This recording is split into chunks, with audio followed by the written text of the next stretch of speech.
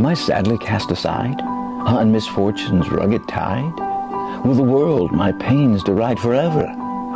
Must I dwell in slavery's night, and all pleasure take its flight far beyond my feeble sight forever?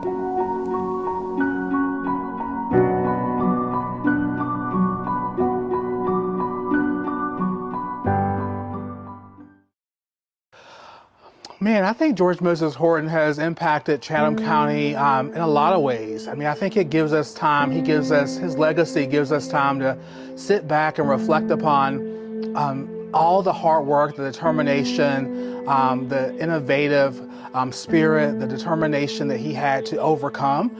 He had a goal and a dream and a vision, and he worked to make those things come to pass. To be the first African-American author of his day is tremendous, and so I feel like his impact kind of stands today, and we get to reference him and refer back to all the things that he accomplished as we move forward today in Chatham County. One thing that I think we can learn from George Moses Horton's story is I feel like he had a goal. He knew what he wanted his life to be. He knew where he wanted to go. And he is a true example of not letting anything get in the way of where he wanted to be and what he wanted to do. And so I almost feel like we have those challenges every day on a lesser standpoint. I can't imagine like the things that he faced. But just learning that when you have that goal in mind, you have that drive, work for it, get to know people, build relationships, use your gifts, and good things will happen. His family lived with the William Horton family, and he lived with his mother. He had a brother and 3 sisters, and the farms were playing out there as far as fertility. And so his master moved his family and all the enslaved people to Chatham County where there was more fertility. So he would have been 3 years old when he moved to Chatham County. It's hard to know whether they walked or rode in a wagon, but it would have been a long way to go. And he arrived with the family in 1800. On his own, when he was a little older, he got hold of a Methodist hymnal, I believe it was. And he loved the rhymes. Of course, they would have had some kind of church. And he loved the rhymes and the songs. And he made up poems himself as a young man.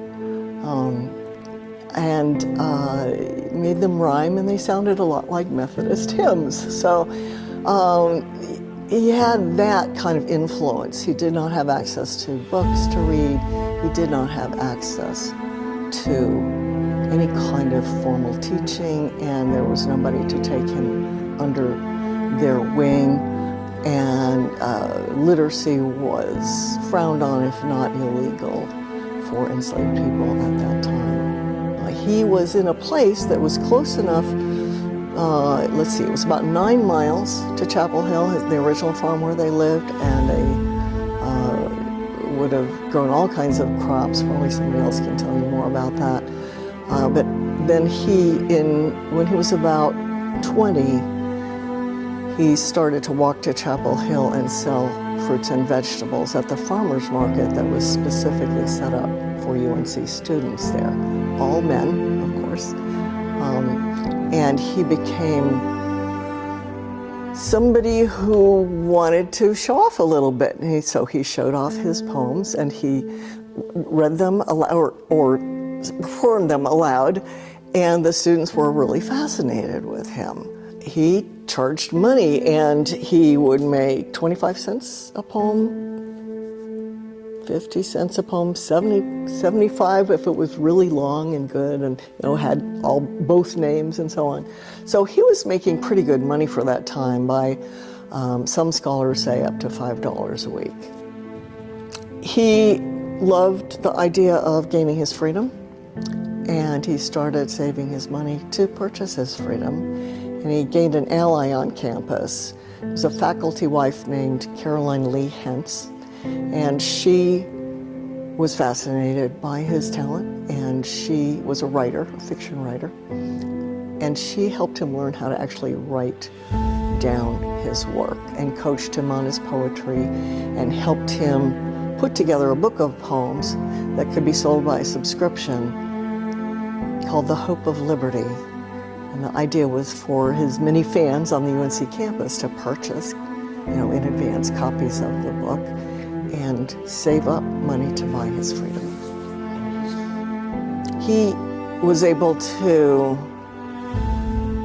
arrange to have more free time and stay on campus in later years. And in that case, he really had to pay to make up for his time that he would have been working on the farm.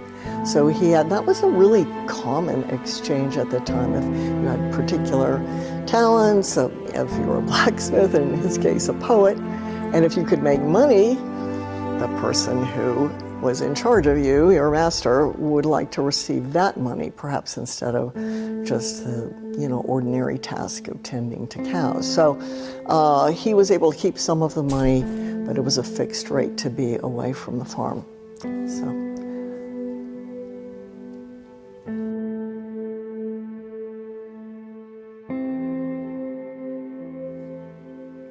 I feel myself in need of the inspiring strains of ancient lore, my heart to lift, my empty mind to feed, and all the world explore.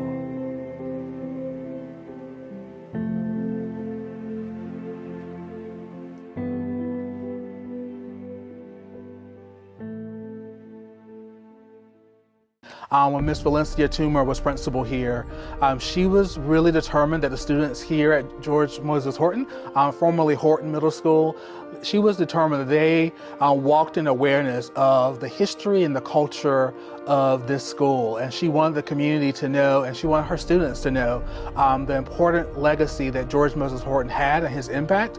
And so I think it was 2016 was the first celebration of George Moses Horton Day. She was able to get Don Tate, who is the author of The Remarkable Story of George Moses Horton, to come talk about why he chose to write the book, had some historical conversations, and that's a tradition that we've kept up now for 8 years. Making sure students who come into Horton Middle School are aware of his impact and all the things that he contributed, but also making sure that students at the elementary level and students around the state understand the legacy and the impact of George Moses Horton, the first Black author, and just all the things that he contributed to our state and our nation. The day of separation is at hand. Imagination lifts her gloomy curtains like evening's mantle at the light of day, through which the trembling pinnacle we spy, on which we soon must stand with hopeful smiles or apprehending frowns, to tumble on the right or left forever.